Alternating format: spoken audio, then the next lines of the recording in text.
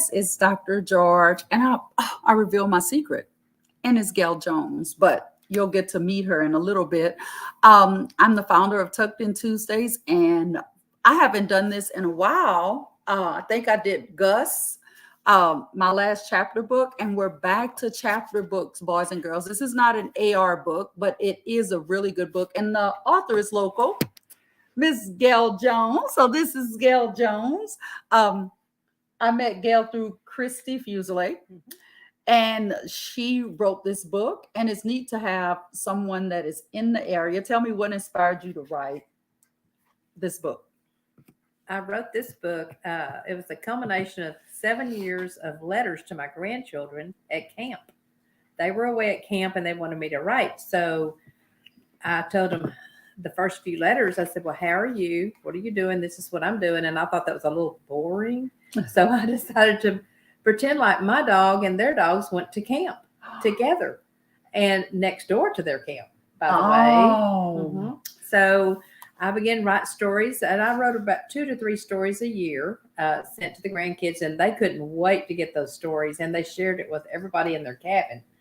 So that made it even more special. So after 7 years of writing, it was time to end the story because they were about to quit going to camp.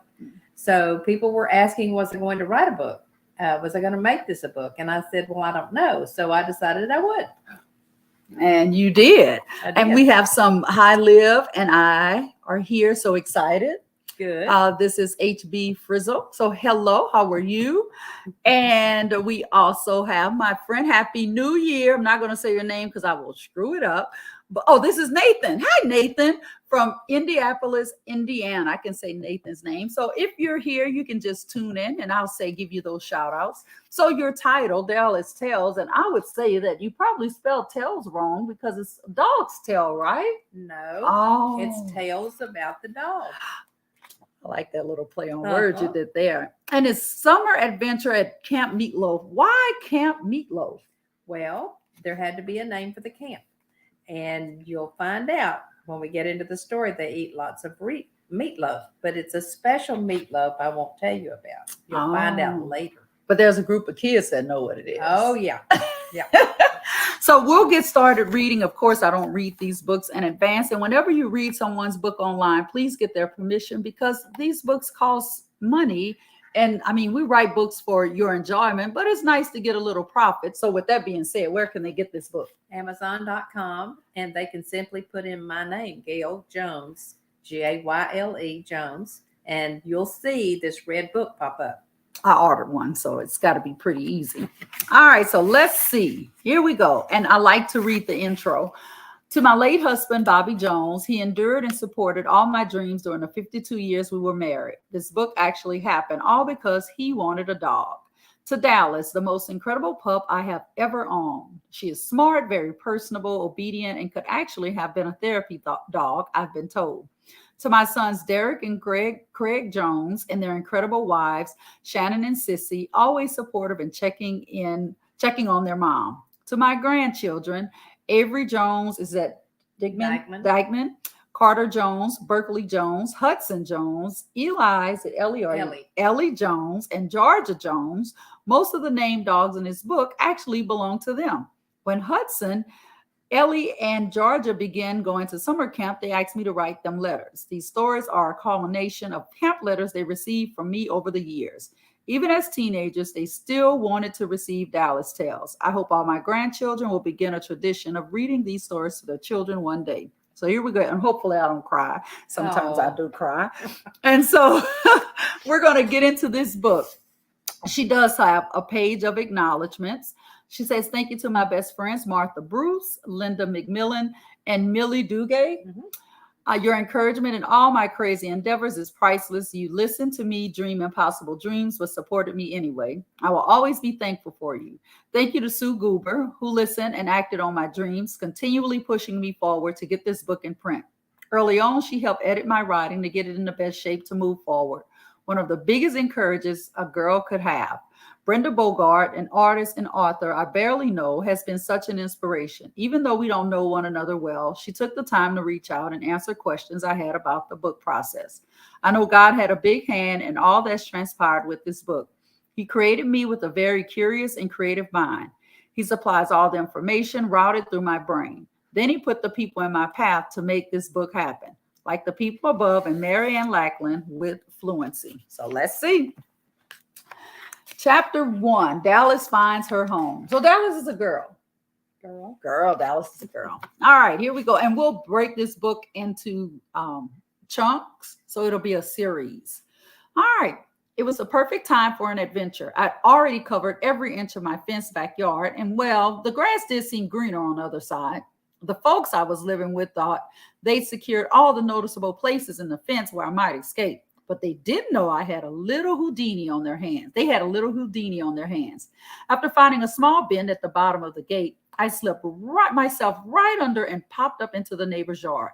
It was a beautiful Sunday morning in November, and I was having a big old time jumping up and down on their soft grass and running all around until the homeowner came outside to leave for church. When he spotted me, he called for his wife to come see. Sure enough, when she saw what all the commotion was about, I knew I was busted because I just met her in the neighborhood a few days before. I think we've got us a dog, the man said to her, nodding at me. She took one look and told her husband, "Oh, that's just Dallas. She's that Jack Russell mix who lives next door." Then she went inside and returned with a nice fluffy towel that she used to swoop me up into her arms. They bundled me into their car and took me home. Nice folks. When Monday morning came round, the rambling fever was once again getting the best of me. Where's that hole in the fence I found yesterday? Searching and sniffing intently, I came upon it. Aha, there it is, just as I remembered. Once more, I slipped right through, but this time I was gone for a few hours before anyone laid eyes on me. I was having a big old time being out on my own when that same next door lady who rescued me the day before came running out and calling my name.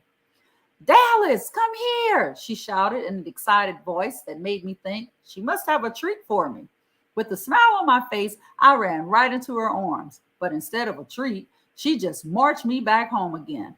There we stood together as she knocked on the front door. I listened carefully to what my owners told the nice neighbor lady. They really didn't think they wouldn't be able to keep me, they said. Besides, they had an older dog who was a bit cranky, and then to my dismay, they added, "Besides, we want a cat."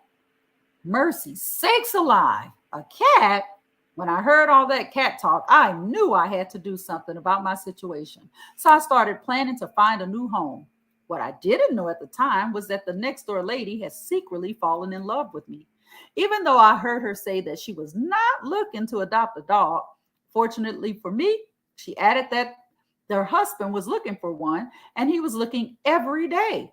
When she informed my old owners that she would take care of me now, I looked up into her eyes and she just melted. I did too. That very morning, Mama decided to take me home to be with them forever. Yep, I went next door to a new home. Looking back, I believe God knew Mama wasn't ever going to find Dad another dog anytime soon. So God helped me find that hole in the fence so she wouldn't find me.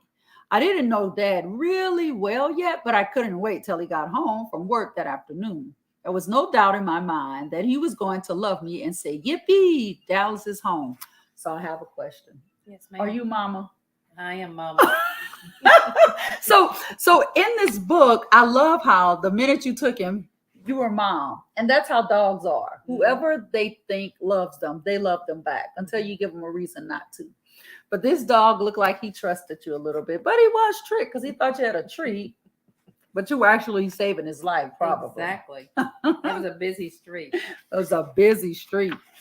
So how long have you had Dallas? 8 years. Oh, wow. 8 years. So I have a confession. Those of you who know me, chapter 2 is the chicken wrangler. Well, I have 6 chickens.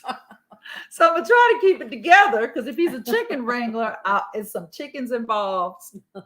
Chickens involved and Dallas. So let's see if Dallas can come and play with my chickens. I'll judge by chapter 2. Here we go. It took some time getting used to my new surroundings. Turns out there were some things I did not anticipate. For one thing, a couple of chickens roosted in the backyard of the house on the other side where a young family lived. The parents had given their children 2 chicks as gifts one Easter. But like all cute little biddies, these chicks grew up. One day, these 2 just decided to come right on over and eat bugs in my new backyard.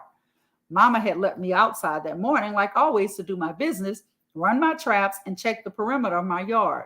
Afterwards, I always took a sun bath where I could stretch and enjoy the fresh air. But that day, I beelined straight for the back corner of my yard because I spied something hiding in our bushes. And I have to say hello to you, Mike, and Happy New Year. This is Mike that I was telling you about, my fact checker. Hello, Mike. At first, Mama thought I'd just seen a dove or a squirrel because we have lots of both. But I knew something was amiss when I saw those chicken feathers. I named the white chicken Cluck because she was always clucking. The red one, I named Peep because she stayed hidden behind the bushes but continued to peep out from time to time. All of a sudden, the race was on. When across the yard, Cluck ran for her life. Mama screamed at the top of her lungs, "Dallas, stop!" Sure enough, I stopped and laid down in the grass only to watch that chicken get away. I still can't believe I had to let Cluck escape, but I really don't like to disappoint Mama. I was still eyeballing Cluck when Mama picked me up and praised me greatly for obeying. I was confused by all that had happened, but at least I got a couple of treats out of the deal when she took me back inside. The next day, Cluck and Pete were back at it again, digging for bugs in our pine straw. I'm a fast learner, so at first I refused to go into the yard to take care of business. No way was I going to get yelled at again because of a stupid chicken. Now, you also need to know that it had been pouring rain all morning. And let's just say that it's really hard to go potty in the rain. When I just couldn't wait any longer, I darted out to take care of business like usual. However, by then it was raining cats and dogs, so the chickens had sought shelter on our patio. They even pooped there, and it smelled like a chicken yard. Seriously. I am going inside, Mama, I told my mother after I finished going potty. I certainly didn't sign up to live in a chicken yard. Cluck and Peep had pooped and scratched their way across the entire yard. Those goofy chickens ate all of Mama's figs, too. And boy, was she mad. But after a good rain, our backyard would be as good as new. Do I hear a song here? Washing those blues away, washing that poop away. Nah, settle down, Dallas. Now, how's that song supposed to go? Washing my blues away. I can't sing, but I hope you've heard it. So we got a couple of more Well, you bits. want to hear the rest of it? Yes, I do. Jesus is the rock, and he washed my blues away. Bop, shoo, bop. I've never heard that. Yeah, they sing it at VBS at my church. I want Jesus to wash my blues away, and he will. So this is my Aunt Priscilla. She said we have a Jack Russell that climbs trees. Oh, yes, they can. And then, hi, Heather. I wish you a Merry Christmas, Dr. George, from Gus. So Gus is the dog that we talked about. Yes. Gus, you'll get to meet Dallas soon, or Heather. And I told her all about your book and what happened to get Gus. And I mentioned Gus at the beginning. So look at that. Gus is making a comeback. That's awesome. Maybe Gus and Dallas can go on an adventure again. That would be fun. Yeah. I'm just saying, Heather. Gayle here. Just saying. Dogs unite. That's when it happened. Oh, I told myself I do get distracted sometimes. That's when it happened. Mama became a chicken wrangler on the spot. I was watching from the window as Mama pulled on her rubber boots, got her raincoat, and grabbed a yard rake from the garage. She yelled and chased those chickens out from the patio and down two sides of the fence, hemming them in behind our big old fig tree in the corner.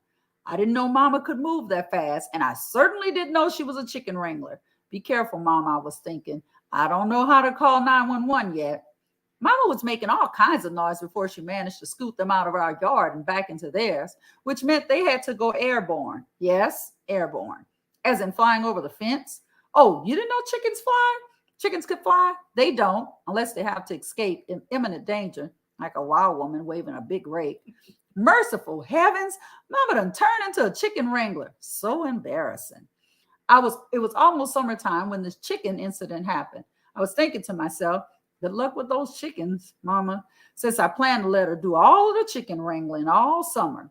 But that's when I learned that Mama had something else planned for me. I was going to spend the summer with all my dog cousins at a place called Camp Meatloaf. A camp just for dogs?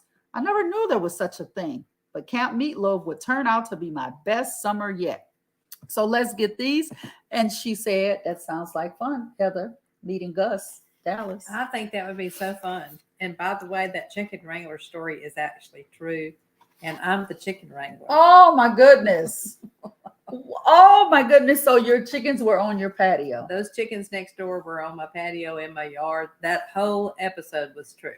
And Dallas didn't, because he had gotten in trouble the first She time. was very She had gotten- obedient. She is very obedient, and she listened and did the right thing.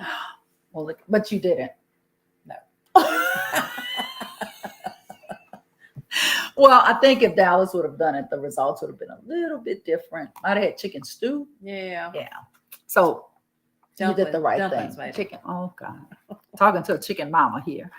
So we've read chapters 1 and 2, and I want to stop right now to talk about what is your favorite parts out of 1 and 2. What is probably your favorite part?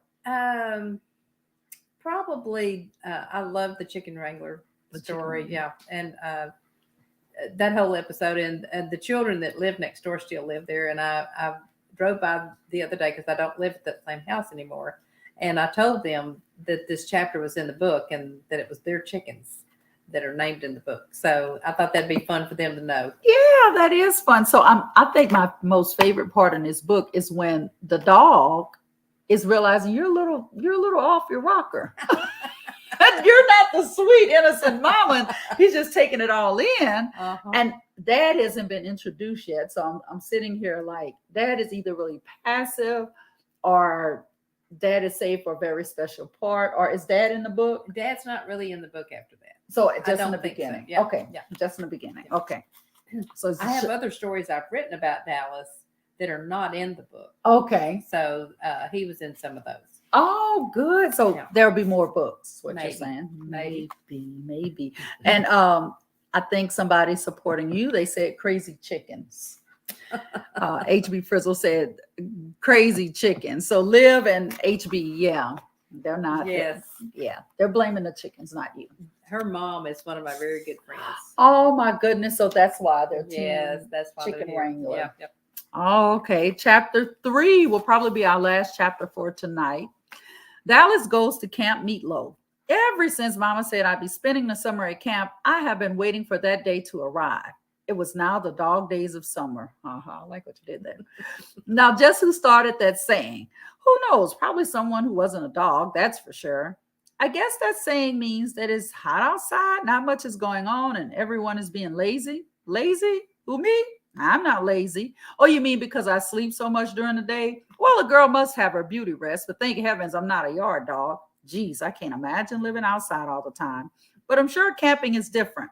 Since I've never been to dog camp before, I've been making a list of what I'll need there. A small trunk to hold all my stuff, a few extra collars, harnesses, and a leash.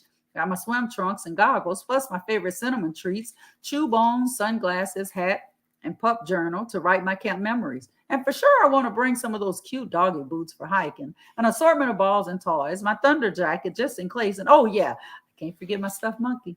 Geez, it's hard to believe I'm going to dog camp with all my cousins. Felix is my handsome golden retriever cousin from Dallas, Texas. His fur actually looks platinum blonde, and he is such a gentleman. He always has been so kind to me ever since I joined this great big family of dogs. That guy also has really big teeth. His sister Coco is also a beautiful golden retriever with that same beautiful blonde fur. Coco can be hyper sometimes, but we have a great time playing together. Sounds like Coco is that one line. You can leave her at home. When I was an itty bitty pup, I promptly stole her toys and hid under the coffee table. She found me, but I ran like the wind and jumped up onto the couch with Mama to be safe. Felix and Coco both have a new brother named Floppy Joe. Now that's a cute name, which is also a golden retriever with rusty red fur. Floppy Joe is a handful. He loves to swim and will really enjoy the lake, but he's not coming to Camp Meatloaf until later in the summer, along with the newest addition to the family, a French bulldog named Tito. Tito is always in a hurry, sliding in sideways as he makes his way into a room. He's also the brother to Lacey the cat. I suppose we'll have to let Lacey the cat come along too. Shh. Camp Meatloaf is a camp for dogs, but we just have to sneak Lacey in. She's grown up with all my cousins, and her feelings would be forever hurt if we ran off and left her at home. Lacey the cat is older than all the pups, but she's also the wise one with a catitude to match. At least having Lacey around means that we won't have to worry about rats. For those who say cats don't necessarily like rats, are you kidding me? All cats like rats. Think of it. There's chicken stuffed rat, rat meatloaf, ground rat hamburgers, rat pot pie, and fried rat. Yikes. And I've been told that grill rat wrapped in bacon is also to die for. My mouth is watering. And not for good reasons. I'm just trying to take it all in. What a menu. My cousin from the Woodlands, a bear, a huge German shepherd who is actually bigger than Felix. Bear is gentle as a lamb with a bark that would scare the fleas right off of a dog. Talk about some big teeth. The bear has some choppers. His little brother is Luke, an older black and gray schnauzer who is getting up there in years. I'm not sure he's able to hike much at Camp Meatloaf, but he will still have a great time. Rounding out the cousin list are Hank and Willow, the Catahoula hound dogs. Hank is solid black with a smidgen of white on his chest and yellow eyes that can look right through you.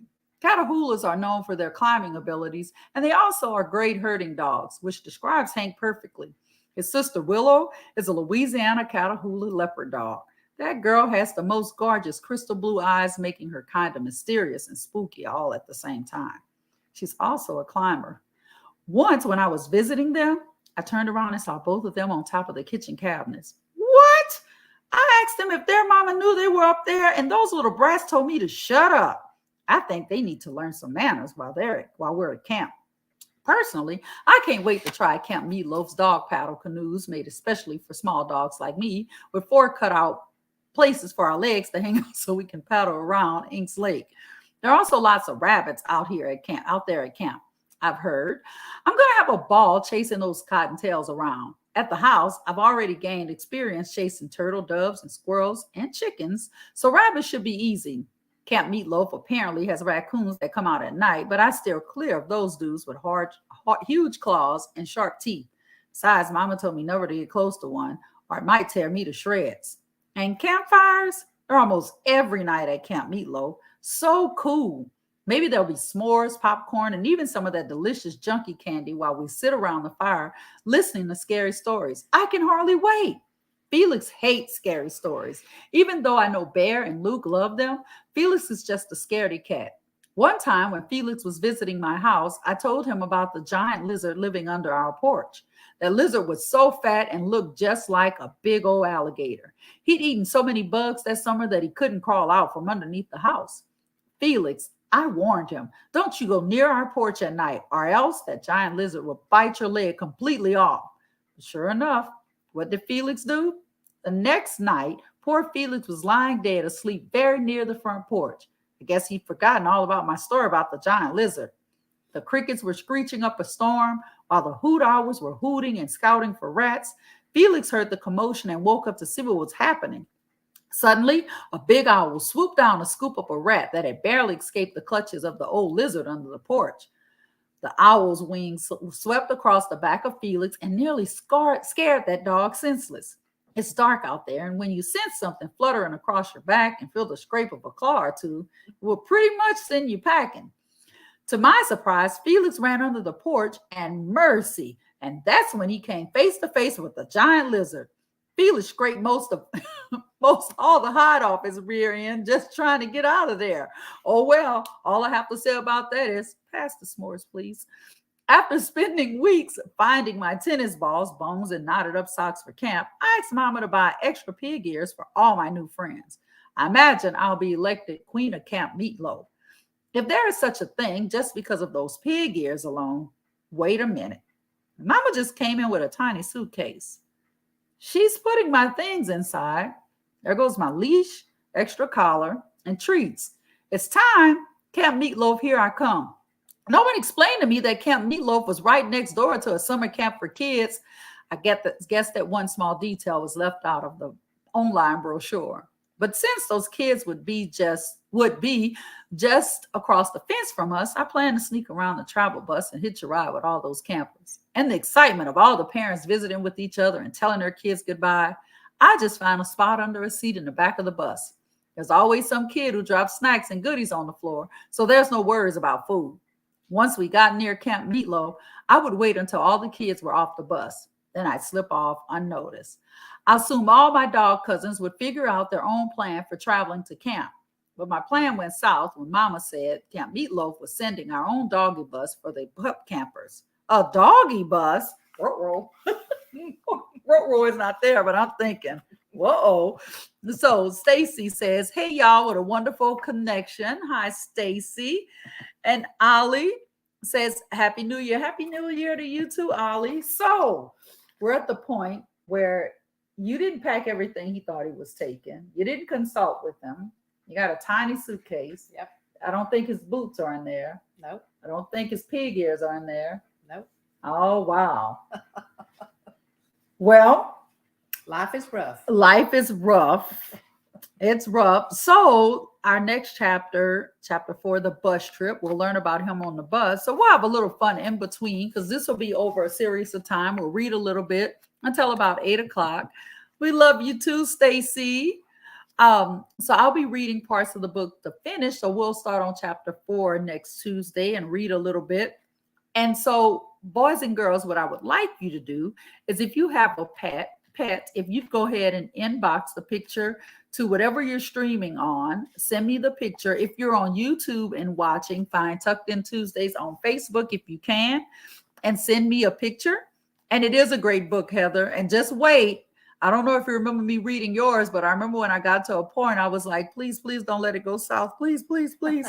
So I told her about that part in your book. So we're going to see how Dallas turns out. Because right now, Heather, honestly, he and Gus are a lot alike. Oh, my.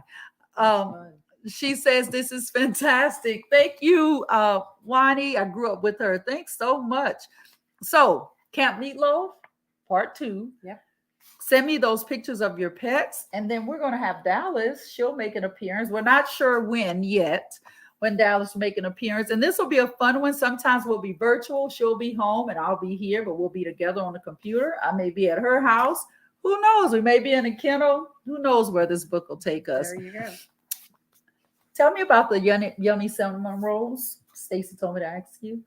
Oh, well, I used to make cinnamon rolls every We summer. don't use the word used to. And cinnamon rolls in the same sentence. I can still make them. Made them for about 15 years at Westgate Memorial Baptist Church for Bible school. And the kids got those at snack time and when they came for their free time. And so I made them for 3 hours every day for a week. Oh, and my goodness. They were homemade from scratch. That's what a kid getting smeared with icing. And I would go out and hand them to them. They'd be warm or hot. And they'd say, but it's sticky. I said, it's okay. You can be sticky at Bible school. Okay. Helps Jesus stick to you. That's right. And so Stacy is laughing at us. Yes. She told us about those cinnamon rolls. So guys, if you haven't purchased the book, she is the best. She is. I can tell that, Stacy. I can definitely tell that. So grab your book from Amazon. Hang on. Remember what we're reading, because I do go back and I say, what is the meaning of, what does this book, the meaning that you could take away from the book? So the whole time we're reading the book, I'll think about what it means to me. And I never have the same answer as the author. So it's exciting to see what I take away and what you intended for me to take away. Okay. Do I say now or no? We wait, because I don't know what I'm reading. Okay. I thought so. Yeah. I don't read it until I don't read it until the night before. And the reason I do that helps Jesus stick to you. Yes, it does. Helps a lot of stuff stick to you, actually, cinnamon rolls. So when I started reading, I would read the book in advance. And then I would come across a word that I struggle with. And I would put Google and it would pronounce it, and that word would come in the book, and I would get so nervous and so I stopped reading them in advance. And so if I messed up, I told the guys, the kids, I'm having trouble. What's that word? Or I asked the author, what's that word? Did I say it right? Because I want kids to know that reading isn't perfect. And even as grown-ups, you'll come across a word that you don't know. It does not mean put the book down. It doesn't mean the book is too hard. It just means that you're adding a new word to your vocabulary list. Right. So chapter 4 and on, and we will see you. Gayle, do you have any takeaways you want to give them now? Not really. I'm just excited that you've joined us today. And I just think Belinda is just amazing for starting this program where she can read books to children. Yes. And I love that. And some adults, thank you so much. Now, I do want to say that if you go on Amazon, because I'm reading this book, and I know this from many, many authors, go and leave her a review. Yes. That you loved her book. You can put a review, find it on Amazon. You don't have to purchase it to leave a review because I'm reading it to you, and that helps bump her book up to the list. And our goal is to bump you up. Good. By the end of the book. So Good. Thank you guys. Remember, if nobody else tells you, Dr. George loves you. Rest well on purpose. And I can't leave this comment out. Stacy says, love you both. We love you too. Nathan loves the book and he can't wait to listen to chapter 4 next Tuesday. So Nate will be seeing you. Nathan will be seeing you next week to find Nathan. I'm gonna give you a few seconds. Nathan, and I think it's Liv. Tell me, what do you think? Or anyone, tell me what you think will happen next week. Tell me what your predictions are. Now, I don't know, but she'll know, and we'll see who's right. And Ollie, we love you too. And while we're waiting for that response, because it's going to be about a minute different, Amazon is where you can buy the book. Buy the book. Do you remember how much it was? Yes, the paperback is $14.99. It is available in hardback for $19.99. It's available in audiobook that I recorded in my voice. And then there's the ebook available. So it's available in all 4 formats. Perfect. And I'll tell you a little secret. I don't work for Amazon, nor did I get commission, but I shop there enough to have part owner. But when you Amazon, if you shop Prime, you get free Audible points. Mm-hmm. And so you can get the books with 1 point, and it may be a book at 14, but you may have points sitting there. So check your Audible if you don't leave it. Liv said 9. She's 9. She thinks Dallas will make a new friend. Oh, so that's Liv's prediction. So you're right, Liv. You're on it. And yes, Wani, I will see you next week. May God bless you both. Well, thank you guys. And like I said, rest well on purpose. We'll see you Tuesday. Bye-bye. Bye-bye. Oh, I do have one before that the mom is going to find out that the dog went on the bus. Oh. You'll have to wait and find out next week. Oh. So we'll see. Good night, guys.